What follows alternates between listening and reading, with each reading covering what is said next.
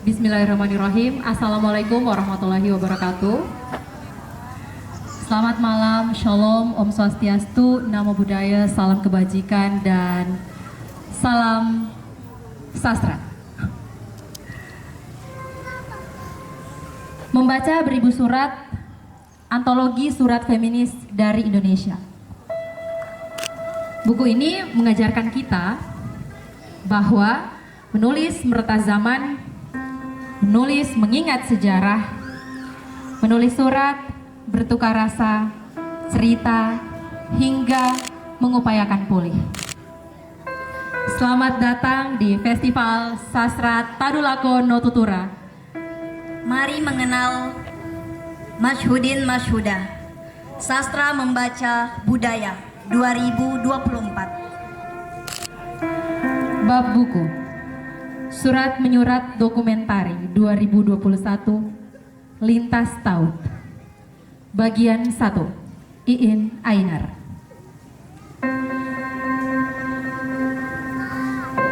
Palu, 10 Februari 2021. Der Theodora di Ambon. Salam hangat dari Palu. Sesampainya surat ini di tanganmu, semoga Theo dan keluarga dalam keadaan sehat, diberi kekuatan dan keberkahan oleh Tuhan Yang Maha Pengasih. Dari perbincangan kita di room dokumentari selama 10 menit, saya baru ingat belum memperkenalkan diri secara pribadi. Karena tiba-tiba didatangkan seseorang yang bisa menambah kebahagiaan dan penyemangat bahwa ternyata saya tidak sendiri dengan perjalanan menari ini. Jadi lupa deh. Mungkin Theo sudah tahu dari bio singkat saya di dokumentari. Saya ibu rumah tangga yang kebetulan berkesenian. Sudah memiliki 2 putri. Yang kakak berusia 4 tahun dan adiknya bulan depan genap berusia 2 tahun. Dulunya saya ini CPNS di Museum Provinsi Sulawesi Tengah. Tahun 2012 saya memilih pensiun dini, berhenti menjadi pegawai negeri dan memilih tari serta fokus mengurus kesenian. Gila ya. Padahal ada gaji bulanan, banyak bonus, perjalanan dinas dan kesenian lainnya yang benar-benar rela saya lepaskan untuk berkesenian.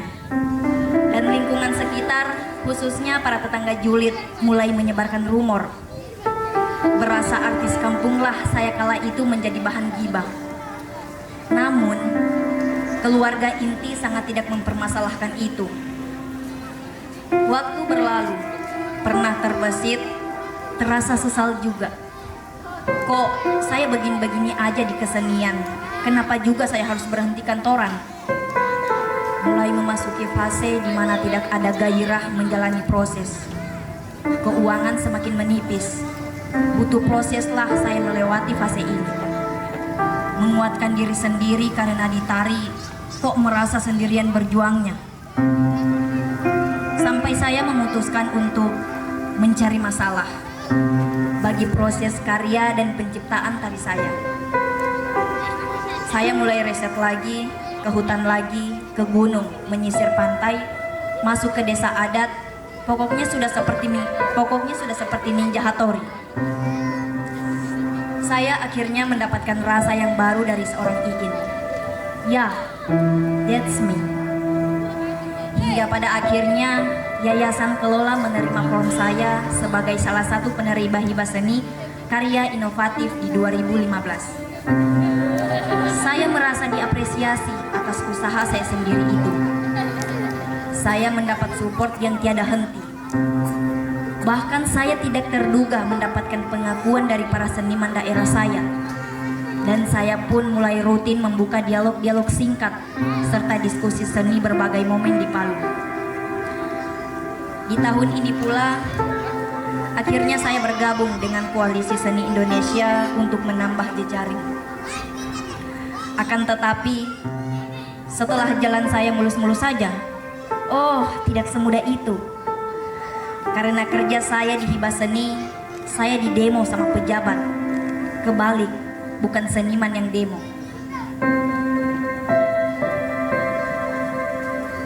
Tetapi tiba-tiba saya mendapatkan tekanan karena tari tersebut berkaitan dengan kebijakan pemerintah daerah di Palu. Saya sampai diundang hearing sama anggota DPRD Kota Palu, memediasi saya dengan pejabat tinggi kepala dinas kota. Kalau ingat kejadian itu, saya ketawa sendiri. Wah, segila itukah saya? Itulah tahun di mana banyak membuka peluang bagi saya. Lagi-lagi masalah tidak berhenti di situ, Theo. Saya tetap tidak bisa menemukan lingkungan tari yang mendukung. Ya, seperti yang kita omongkan di room tadi sore. Sampai pada akhirnya, hari ini, dokumentari bisa menyatukan kita. Cie. Entah apakah alasan Mindo, tetapi jujur Theo, saya senang sekali ketemu saudara setimur Indonesia dan punya banyak perjuangan sama dengan lingkungan tari di Ambon dan sedang bergiat tanpa henti untuk pendidikan. Peluk jauh buat Theo. Terima kasih Mindo yang menjadikan Theo sebagai sahabat penaku. Tapi tunggu, kenapa saya jadi curhat dan kok ini kah? Padahal tadi cuma mau cerita tentang perkenalan diri saja. Tamat ini Theo. Dari percakapan di room dokumentari tadi itu, saya masih mau mendengar cerita serunya Theo membangun komunitas tari kontemporer di Ambon. Pergerakan perempuan di sana dalam lingkup kebudayaan dan kesenian. Saya penasaran, masih banyak yang mau ditanya, tetapi waktu sudah habis, padahal sedang seru-serunya. Theo sejak kapan mulai menari? Saya sampai lupa tanya ini tadi. Dan kenapa Theo memilih tari? Oh iya, saya ingat dalam percakapan kita tadi, bahwa di Ambon itu sama seperti di Palu. Tidak ada sekolah tari, institut, atau akademi tari. Jadi Theo mendapatkan referensi, ilmu, dan teori dari mana saja. Masih boleh curhat toh? Saya pernah bikin event tahun 2019, Palu Menari. Sebuah event tahunan tari tunggal. Namun ternyata tidak begitu susah untuk mengajak penari dan koreo di Sulawesi Tengah untuk terlibat sebagai penampil di event tersebut. Dengan alasan yang paling dominan, susah menari, bingung. Alhasil hanya ada 5 penampil, itu pun termasuk saya. Lah, direktur festivalnya malah ikutan jadi penampil. Ya, biar terlihat ramai begitu. Terusnya besok cuma saya saja yang hadir untuk diskusi tari. Lah, bagaimana ini? Mau marah tapi lucu, mau ketawa serasa menyedihkan. Kadang harus benar-benar berlapang dada dalam berjuang di kesenian. Ya, sudah pilihan harus dijalani. Kalau Theo sendiri, bagaimana perjuanganmu terhadap pemilihanmu untuk berkesenian? Saya penasaran apa respon orang terdekat atau lingkungan sekitarmu dengan pilihanmu di tari. Dan sudah berapa jauh sih upaya Theo untuk tetap berlatih di pilihan tari ini? BTW, ini sapu tulisan semulai kayak menara pisai, miring-miring menawan. Soalnya masih bajalan, tetapi mata seberat. Menulis surat ini saya harus tidurkan anak dulu. Makanya sumiring tulisan. Namun mudah-mudahan Theo masih bisa baca ya. Oh iya, Theo sekarang sedang buat proyek apa di Ambon. Ingin sekali rasanya ke Ambon, tetapi belum pernah ada kesempatan. Tahun 2010 nyaris pernah mau ke Ambon. Ada kegiatan pameran tenun di Museum Siwalima. Ternyata batal. Namaku ditukar ke Museum Lambung Mangkurat. Padahal mau sekali. Mau ketemu dengan kawan yang dulunya mereka korban konflik Aceh. Selain kebencanaan, saya pernah cukup lama riset tentang konflik di daerah saya. Konflik antara kampung hampir setiap saat terjadi. Bahkan di tempat tinggal saya saat ini. Itu dikenal sebagai kampung konflik. Perkelahian antara kampung hampir setiap tahun terjadi. Sudah seperti upacara kemerdekaan saja saya rasa. Banyak korban, bangunan terbakar. Pokoknya menyeramkan tinggal di daerah rawan konflik. Akan tetapi, syukur terjadi rekonsiliasi damai 2012 dan sampai saat ini konflik tidak lagi terjadi. Dan semoga untuk selamanya. Kalau Theo saat ini apakah masih mendengar kisah-kisah konflik Ambon terdahulu? Bukan untuk diungkit kembali, melainkan hanya ingin melihat atau mendengar pendapat pribadi. Bagaimana Theo melihat Ambon saat ini? Pernah tidak Theo berpikir mau proses penciptaan karya atau proyek tentang memori-memori orang di sekitar Theo yang mengalami trauma oleh konflik terdahulu? Ini cuma tanya-tanya aja ya, tanpa ada niat untuk mengungkit kembali.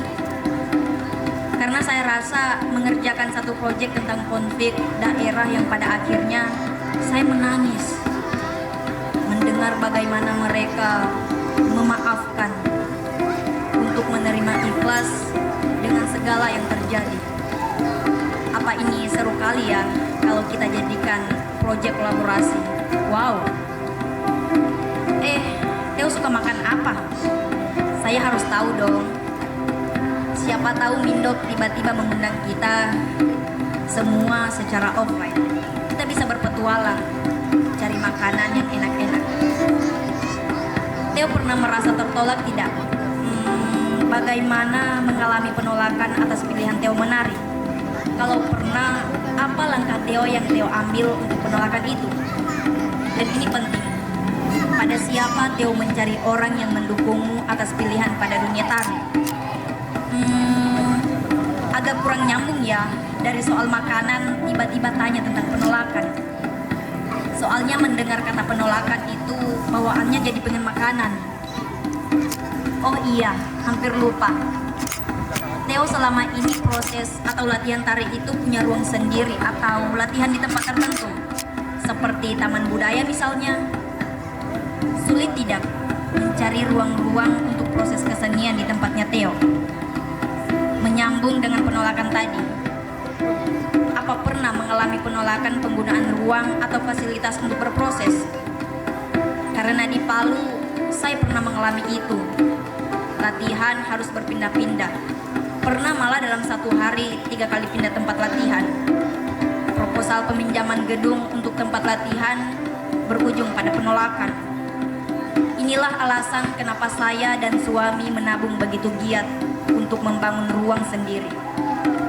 Akhirnya, tahun 2017, saya punya ruang proses sendiri berukuran 6 kali 8 meter. Kalau kondisi sudah normal kembali, saya mau undang Theo pentas di sini. Kita berdoa semoga pandemi ini segera berlalu. Amin. Sepertinya sampai di sini dulu surat dari saya. Semoga pertanyaan-pertanyaan saya tidak memberatkan Theo dan berharap bisa menjalin korespondensi ini secara intens serta bisa berbagi apa saja dengan cerita-cerita seru. Saya menunggu respon luar biasa dari Theo agar kita bisa lebih mengenal satu sama lain. Semangat terus dalam beraktivitas. Always be happy. Peluk jauh dari Palu, Iin Ainar. Bagian 2, Theodora. Surat balasan Theo. Piru 23 Februari 2021. Yang terkasih Mbak Iin di Palu. Hari ini pukul 10.57 WIT, aku menerima suratmu. Tidak menunggu lama, aku langsung membuka dan membacanya. Halaman demi halaman, ku baca pelan-pelan. Tak mau satu kata pun terlewati. Rasanya seperti sedang mendengarkanmu bercerita langsung kepadaku. Sambil membaca suratmu, ku ingat senyummu yang ceria, tatapan matamu yang teduh, dan suaramu yang khas. Aku susah menjelaskannya. Tetapi itu begitu nyata di ingatanku. rasanya ingin ke Palu, bertemu denganmu dan berbagi cerita denganmu. Sejak pertama kali mengenalmu di room Zoom itu, aku sudah yakin bahwa kita punya cerita yang sama. Cerita tentang perjalanan yang lebih dari hanya sekedar berkesenian, dan itu benar kutemukan di suratmu hari ini. Tuhan baik sekali mempertemukanmu denganku lewat dokumentari ini. Ya ampun, aku baru sadar belum menanyakan kabarmu dan keluargamu di sana. Sebegitu bahagianya menerima suratmu, Mbak. Semoga Mbak Iin sekeluarga sehat-sehat ya. Aku dan keluargaku juga dalam keadaan sehat di sini. Oke, sekarang aku bingung mau menulis apa lagi. Hehehe. Baiknya aku mulai kenalan diriku dulu ya Mbak. Baru setelah itu aku lanjutkan cerita tentang perjalananku menari. Nama lengkapku Theodora Melsa Sail. Kan sudah tahu ya. Gak apa-apa deh. Nama Theodora diambil dari nama nenekku dari pihak mama. Kata mama, Theodora artinya anak perempuan yang dikasihi Tuhan. Aku anak bungsu dari 3 bersaudara. 2 kakakku sudah menikah dan mereka bekerja sebagai PNS. Sementara aku sejak awal sudah menolak menjadi PNS hingga hari ini. Tentunya penolakan ini tidak diterima oleh keluarga, terutama mama. Beliau punya mimpi yang besar untukku sejak aku masih kecil. Katanya, Ade mesti jadi dokter atau dosen kalau sudah besar ya. Maksudnya Ade harus jadi dosen atau dokter kalau sudah besar ya. Itu selalu beliau katakan hingga aku duduk di bangku SMA. Bagi mama, menjadi PNS adalah kebanggaannya, kebanggaan keluarga, dan itu harus ada dalam diri anak-anaknya. Akan tetapi, aku menentang semua maunya mama. Aku masih ingat saat aku baru lulus SMA dan beranikan diri untuk bicara ke mama tentang keinginanku berkuliah di kampus seni dan keinginanku menjadi seorang penari. Namun, semua itu ditolak langsung oleh mama tanpa penjelasan apapun. Hanya satu kalimatnya yang begitu menyakiti hatiku. Mau jadi penari lah, jadi perempuan terbaik. Maksudnya, mau jadi penari berarti mau jadi perempuan tidak baik. Hari itu aku merasa kecewa dan luka hati terhadap mama. Dan kusimpan itu dalam-dalam. Tahun 2011, aku berkuliah, tetapi tidak di kampus seni seperti mauku.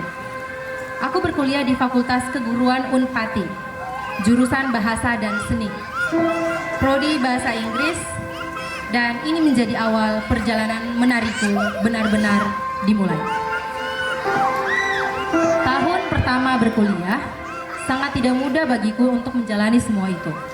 Mulai dari terpaksa ke kampus, terpaksa belajar, terpaksa bergaul, hingga terpaksa pura-pura bahagia. Sungguh ini sangat menyiksaku dan yang bisa aku lakukan lagi-lagi hanya menyimpannya dalam-dalam. Singkat cerita, semua luka itu mempengaruhi seluruh proses belajarku di kampus. Semua luka itu membuatku menjadi malas menggapai hal-hal di kampus. Satu-satunya alasan yang membuatku bahagia hanyalah menari. Ya, aku menjadi satu-satunya penari yang aktif di prodiku, juga sempat menjadi ketua UKM seni di kampusku. Selain itu, aku aktif melatih teman-teman mahasiswa lainnya di jurusan-jurusan lain yang ada di kampusku untuk acara-acara besar di kampus atau jurusan mereka. Selain itu, aku tidak punya alasan lain untuk merasa bahagia di kampus. Semua ini akhirnya membawaku tiba pada puncak kemarahanku atas keadaanku yang kuhadapi hari ini. Waktu itu pertengahan 2018, aku pulang ke rumah dan menemui orang tuaku, lalu beranikan diri untuk berbicara dengan jujur tentang semua yang kusimpan selama ini. Aku ingin berbicara dengan lantang ke mereka kalau aku mau berhenti kuliah dan ingin memulai menari dengan serius. Namun Tuhan ternyata berkehendak lain. Apa yang kurencanakan tidak benar-benar terjadi. Aku memang pulang ke rumah dan berbicara dengan berani ke mereka. Tetapi yang kubicarakan adalah apa yang tidak pernah aku bayangkan dan rencanakan. Aku meminta maaf ke orang tuaku. Aku jujur tentang rasa tidak senang serta rasa terpaksa selama menjalani masa-masa kuliah. Aku menangis untuk setiap penolakan yang kuterima dari mereka tentang mimpi menjadi penari. Ternyata semua itu direspon berbeda oleh papa dan mamaku. Tidak ada penolakan atau marah. Mereka malah menangis dan meminta maaf karena selama ini mengurungku dalam mimpi-mimpi mereka. Mbak, papaku jarang bahkan tidak pernah menangis di depan kami anak-anaknya. Namun, hari itu, papaku yang tinggi, kumisan, besar badannya, dan hitam kulitnya menangis di depanku sambil memeluk dan bilang sayang dan bangga banget sama aku. Aku jadi menangis saat menulis ini. Momen ini jadi berharga banget buatku hari ini. Aku selalu bahagia dan bangga juga bersyukur setiap kali cerita momen ini ke siapa saja. Dari semua yang terjadi itu akhirnya berdampak banyak. Mulai dari aku dapat restu orang tua, terkhususnya mama, untuk menjadi penari atau seniman. Hingga hubunganku dengan papa sangat membaik. Maklum, awalnya aku susah percaya dan bersikap manis ke papa karena ada luka juga, Mbak. Namun momen ini menyembuhkan itu semua. Dampaknya sampai hari ini aku bisa dengan papa bermanja-manja, menangis dengan bebas, dan aku sering bilang sayang juga ke papa. Manis banget kan, Mbak? Ya ampun, jadi rindu papa di kampung deh. Setelah semua momen itu, aku akhirnya menyelesaikan kuliahku di Desember 2018 dengan rasa bahagia dan bersyukur tak terhingga kepada Tuhan. Tahun 2019 jadi babak yang seru seabad di awal tahun ini. Tahun ini aku lolos residensi seniman di Padepokan Seni Bagong Kuswadiharjo atau PSBK Jogja. Ini jadi perjalanan pertama aku benar-benar belajar tentang seni dan berada jauh dari rumah. Perjalanan belajar selama 9 bulan di PSBK sangat membantuku. Pertemuan-pertemuan dengan banyak seniman juga tak kalah membantuku. Aku benar-benar memanfaatkan waktuku itu dengan sebaik-baiknya. Mulai dari mendengar siapa saja yang berbicara, mencatat semua hal yang penting, menjalin relasi dan membangun kolaborasi. Bagiku, semua yang kupelajari di PSBK sangat bermanfaat untukku hari ini di Ambon. Dalam surat Mbak Iin ada pertanyaan. Sulit gak sih ruang untuk proses berkesenian di Ambon? Dapat referensi menari dari mana? Nah, seru nih. Sejak 2011, aku kesulitan temu ruang-ruang yang bisa support dan membantuku. Biasanya, aku pakai ruang belajar di kelas, kampus, untuk latihan sendiri. Kadang pakai halaman rektorat, kadang juga halaman rumah teman. Masuk tahun 2012, aku mulai latihan di taman kota. Tetapi, harus rebutan sama anak-anak basket atau voli, karena aku memang latihan di tempat mereka, Mbak. Ya, kalau sudah begitu, aku menulis ide-ide aja di buku, walau nggak dikeluarin dengan gerak. Pernah ngajuin mini proposal ke Dinas Pariwisata, tapi tidak direspon. Aku juga pernah langsung ke kantor untuk meminta izin dan responnya lagi-lagi tidak bisa. Hal ini terus berlanjut hingga hari ini. Aku masih tetap pakai taman kota atau halaman rumah teman untuk latihan sendiri atau bersama anak-anak di komunitas tariku. Aku juga masih terus menabung untuk ruang latihan sendiri.